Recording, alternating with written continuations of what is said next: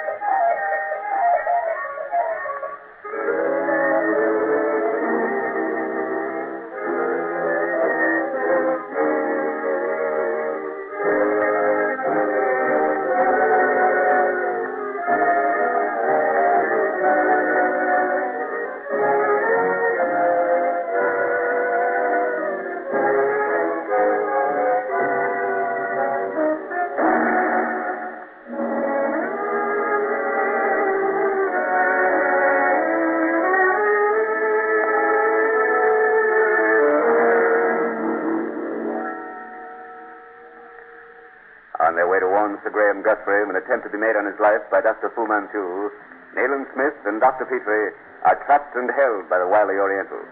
Through the help of Karamaneh, the Eurasian slave, they escape, and in a desperate race with death, arrive at Sir Graham's London hotel barely in time to warn him of his impending danger.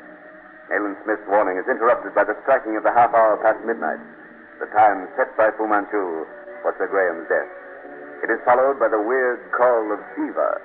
Cautioning Dr. Petrie and Sir Graham to silence, Nayland Smith opens the window and looks out. As he does so, he utters a strange, choked cry. He's going, Guthrie. Hold him. Take him inside. Light, Guthrie, light. Nayland, are you all right? Great heavens. Look, here around this circle. All right, quick. Here, get that rope off. He's choking. Good heavens. He had presence of mind enough to find his gun and shoot. He must have got the fellow, too. I saw him fall. Yes, they were on the roof. Petrie, what? Sir Graham, hurry. Unlock the door and get Williams, the house detective, in here. Right, Doctor. Williams, come in. That cries Sir Graham. Did you shoot? No. Get over there and help Dr. Petrie. He bad hurt, sir? Yeah. Here, water, Petrie. Thank you. Take this, Nayland. Just a step. There. You'll be all right directly. This roof. Still, where did you... He tried to get him from the roof. Great Scott. And that was meant for me. All right, Petrie, old boy. I'm all right. A close thing, that, Mr. Smith. Devilish close. It was indeed. Thanks to you and Petrie. Well, we'll go down now to the courtyard. I want to have a look at the fellow. You come along if you wish, Sir Graham. You're safe. For tonight, at least. Well, Petrie, what do you think of that? The mark of Kali, there on his forehead. The man was a Fansigar, a religious strangler. My unexpected resistance led the fellow to bungle the rope. You saw how it was fastened about my throat? That was unscientific. So I thought. You remember the practice by the stranglers operating in Burma was quite different. Yes. They threw the line about the victim's neck and jerked him from the window. And of course, a man leaning from an open window would naturally be unbalanced. It would require only a slight jerk to pitch him forward. In Burma, no loop was used, but a running line. As the victim fell, the line remained in the strangler's hand. No clue, you see. That's why everyone, including yourself, Sir Graham, was misled. You saved my life, Inspector. You'd come 5 minutes later. But we didn't, Sir Graham. By Jove, I might have chosen my room especially for the business. The fellow slipped in late this evening. You, Williams, thought you saw him, didn't you? Well, perhaps I did. I had nothing to base my suspicions on, but I understand, Williams. But when did you first get the premonition? I was standing at the head of the stairs in the lobby.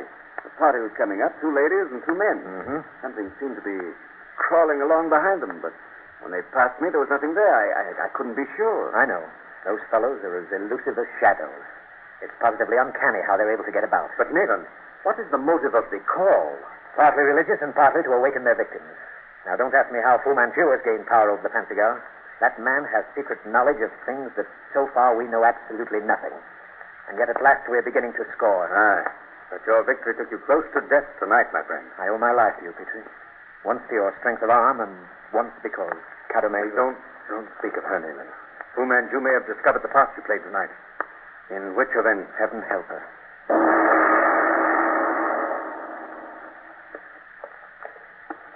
The net's closing in, Petrie. This must be the house where we were imprisoned by Dr. Fu. Let's hope for a big catch, eh? Yes. At last we're narrowing down the resources of Dr. Fu. I can hardly hope to capture him, but at least we can destroy his stronghold, and this certainly must be one. But can we be sure, Nayland? Well, on Weymouth's map, we circled a tract of country cut by the Thames, with Windsor for its center. Within that circle must be the house we escaped from last night. Of course. Oh. Weymouth and his men surrounded the place. Yes, this must be it, Petrie. It was made for Fu Manchu's work. See?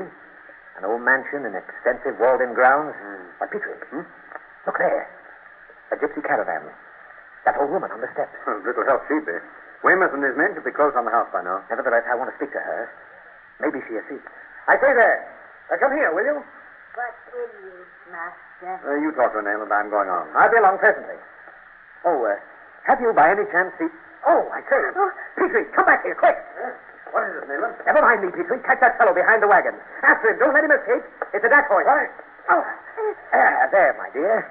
There's no use struggling. Oh, let me go. I know nothing. Nothing. Oh, no, of course not.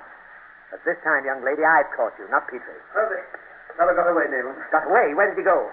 Well, since he seemed to possess the attributes of a fish, I couldn't say. He tricked you. What's that you have in your hand? Oh, it's a knife. Someone threw it and barely missed my head. Why, of course. He was in the water, not 3 yards from where you stood. You must have seen him.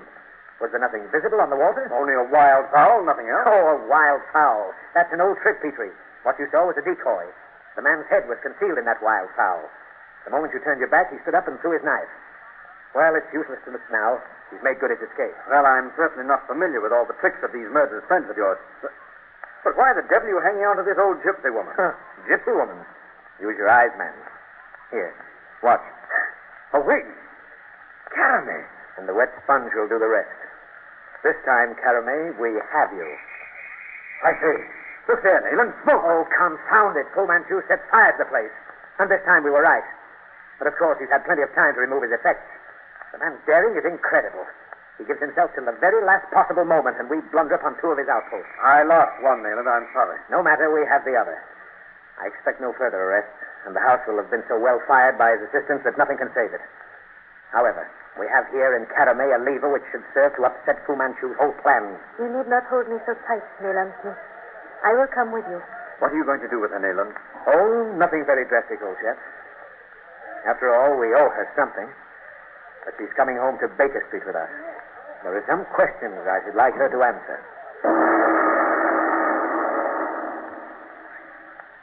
The Karamaneh. The man who was with you outside that caravan was in Burma until quite recently. He murdered a fisherman some 30 miles above Prome just 3 months ago.